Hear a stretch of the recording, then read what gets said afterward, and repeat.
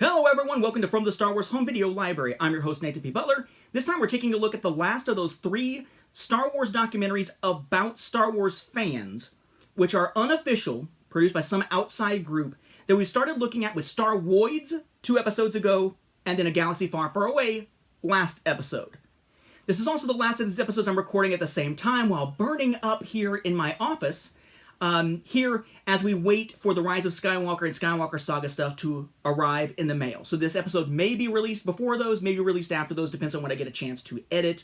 But this is all sort of a strip of episodes here where I'm showing you stuff that's been sitting on my shelves for a little while that I haven't had a chance to look at while we're waiting on those new releases to arrive to continue that coverage from what was begun back with our first episode about this March-April 2020 wave of releases with our episode on the 4K re-releases of 1 through 7 in Rogue One. So, this time we take a look at another documentary that thankfully, as far as I know, only has 1 edition, and that is a film called Star Wait. If Star Woids was mainly about the 1999 line for Episode 1, and then A Galaxy Far, Far Away took that topic and included it in a broader look at Star Wars fans, a denigrating look in many cases at Star Wars fans, despite the pretentious ending that filmmaker decided to try to slap onto it to try to give some meaning to his approach. Star Wait takes it 3 years into the future, and instead is about the wait not for Episode 1, but for Episode 2, with the liningup.net people who kind of spun off out of countingdown.com, I believe. So it's interesting in that it's sort of building on those in the sense that now we're seeing the second incarnation of this type of thing happening. It's available on DVD, again, Star Wait here, released in 2005, recorded back in 2002 for the most part. A short time ago, in a galaxy a little too close to home. Star Wait. They waited in line 6 weeks to see a movie. See where the tone is going here. Shots of individuals, silhouettes. Warning, contains language that may be unsuitable for children. Or adults with taste at times.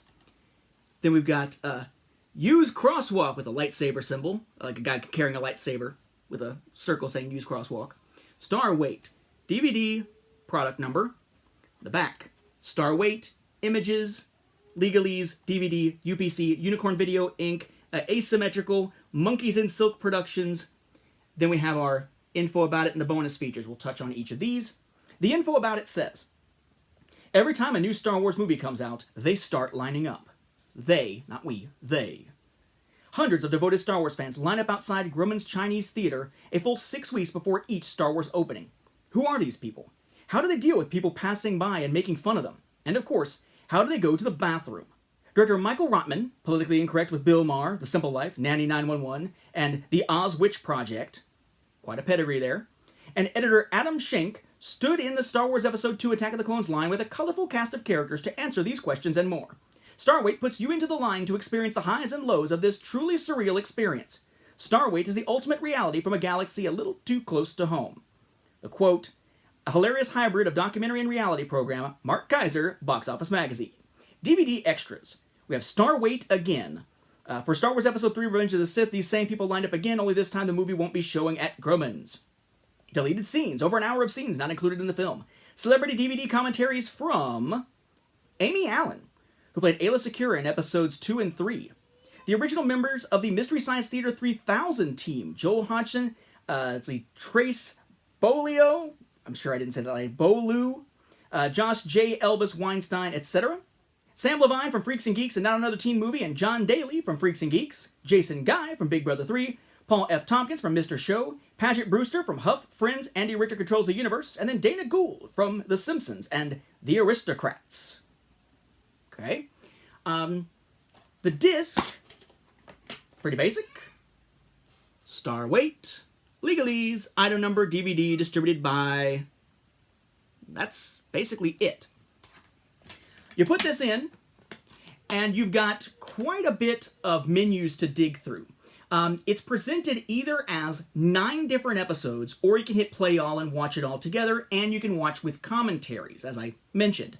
The episodes are Episode 1, The Line Starts Here, 2, Give a Nerd Some Lovin', 3, The Visitors, 4, For a Good Time Call, 5, Questions from the Street. 6, Ticketmasters. 7, Nerds Gone Wild. 8, Media Darlings. And 9, The End of the Line.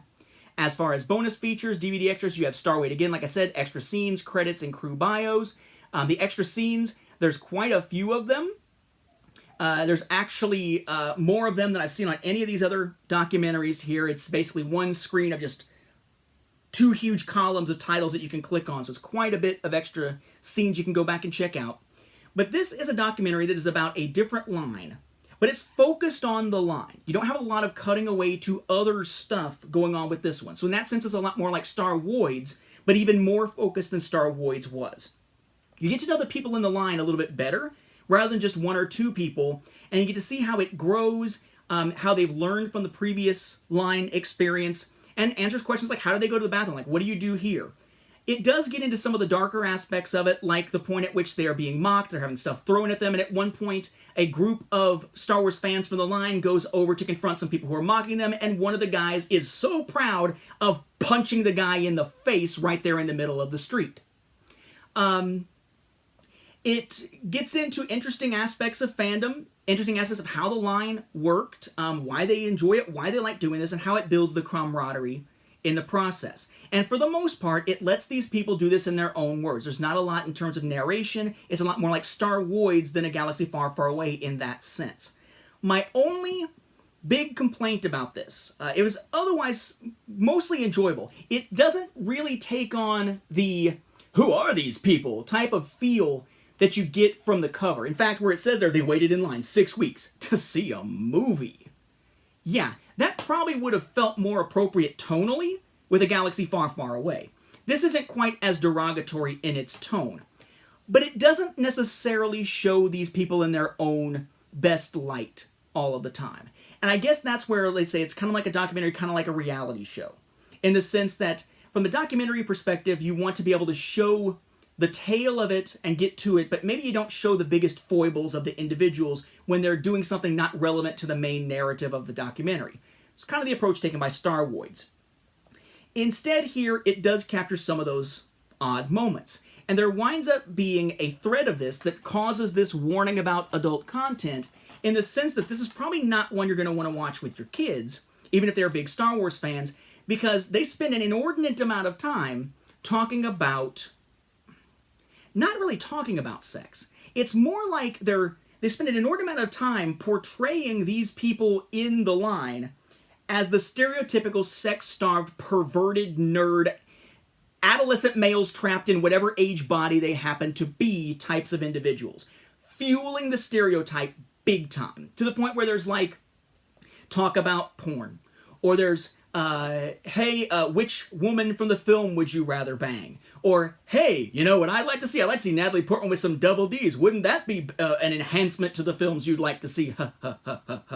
I mean, it becomes like a running gag. Like, at first, it's very off-putting. Then it continues along, and it kind of becomes a running gag, and you're kind of like, okay, maybe that's where they're going with it. It kind of feeds into a punchline. At one point, an individual in the line named Grimlock, who's one of the main guys that you see, says something along the lines of, you know, people like deride us like fucking nerds. And of course, you know, somebody else points out, well, that's wrong because they're nerds, but they're not actually doing that. And Grimlock's like, well, except for me, well, yeah, but we're more discerning than you are. So there's some humor moments in it, but it introduces this idea of relationships and whatnot within the lines by actually bringing in and talking to one of the guys in the line, the guy that punches the other guy, who's there with his girlfriend, or his wife, I think it's his girlfriend.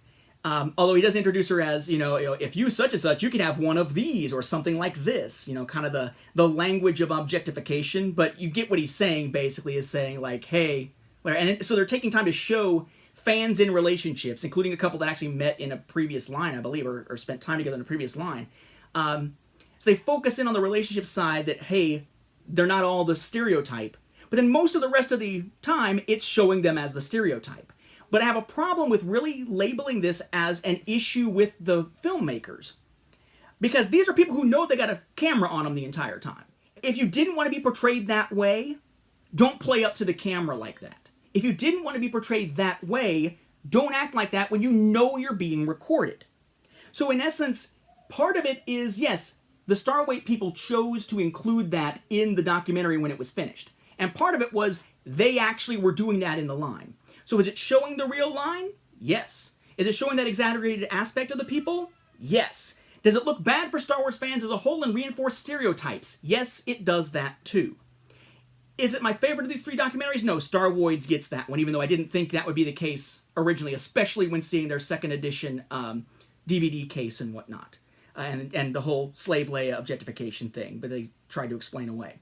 But I gotta say, Star Weight is one that is solid, but it undermines itself by allowing that to be how many of these individuals in the line come across. Even if that was how they were often acting, part of the responsibility, I think, is on the filmmakers for reinforcing the stereotype, and part of it is on the people in line for reinforcing the stereotype.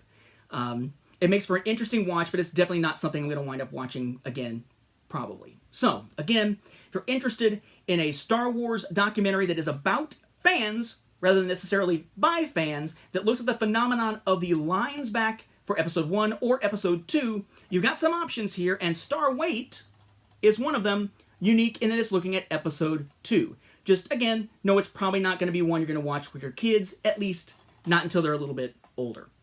With that, we'll wrap up this episode. Thank you for watching, and may the Force be with the home video viewers.